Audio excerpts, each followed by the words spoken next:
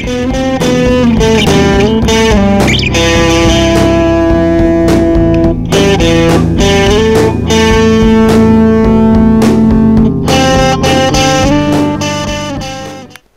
came from the skies for the PlayStation 2. I was digging around in a bargain bin full of PS2 games, and when I found this I thought, looks interesting enough, and proceeded to flip the case over.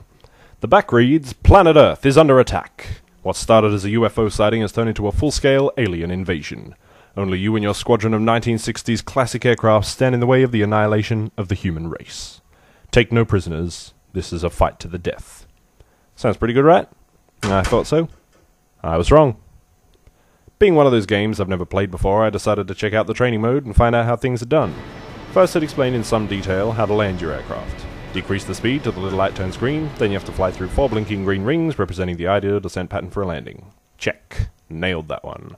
Then it told me I'd fired no bullets, none of them had hit, my accuracy was 0%, and my mission time was 43 seconds. Reasonable, I thought, since I'd only done one short training mission. On to mission 2. This time you must shoot down enemy sources. Take off. I'm pretty sure we missed something there. Here's how you land your plane, now go kill some stuff. May as well keep going. On to mission 3. Take off and use your bomber to destroy the installations. Sounds easy enough. Mission start. I also noticed at this point that every single level I started would begin with me ascending at precisely the same angle before my objective would be flashed across the screen with some noise meant to be instruction. Naively, off I headed to blow up some buildings.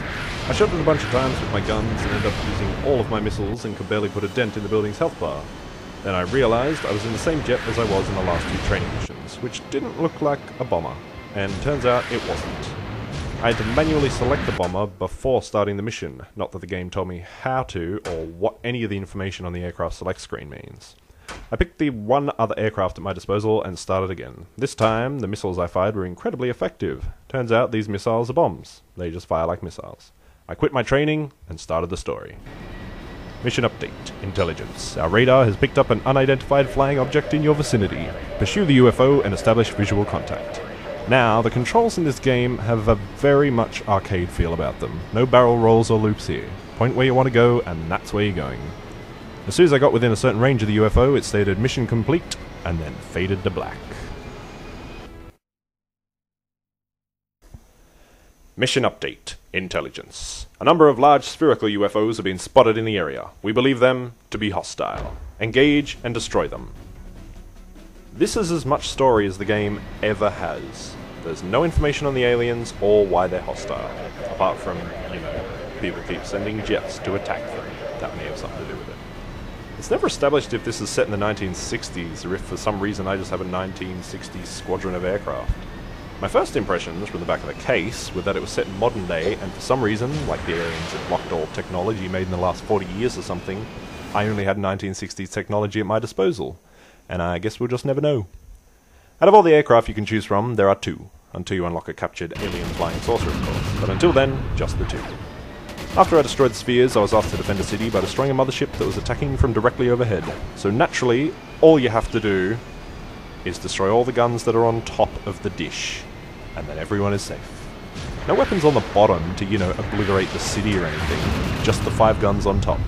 And once you destroy them, there isn't even a chain reaction that, causes the whole thing to blow up. It's just objective complete, and then shoot down some more sources. One thing I actually like about this game, however, is the explosions of the sources don't look completely awful. Unlike every time you hit the afterburner, and a coloured funnel protrudes slightly further from the exhaust end of your jet, while the edges of the screen blur and darken to give the illusion of speed. After a while longer than I'd like to admit, I was done with this game, but out of sheer curiosity, I checked what year this game was made. Any guesses? Well, if you said 2007, you'd be correct. That's right, 2007. And in the same bargain bin, I found another flight combat game. Ace Combat Distant Thunder. This game has around 20 different aircraft to choose from, all with a variety of secondary weapons selectable for different mission types. It has real mission briefings with text and speech, as well as visual aids. They also thought it would be a novel idea to throw in this thing called a story, complete with anime-style visuals and in-game cutscenes. It has multiple camera angles, one of which is an accurate depiction of the cockpit, And they made a soundtrack that includes more than one track. It also has a couple of multiplayer modes and a genuine feeling of satisfaction when you play it. This game came out in 2001. Go figure.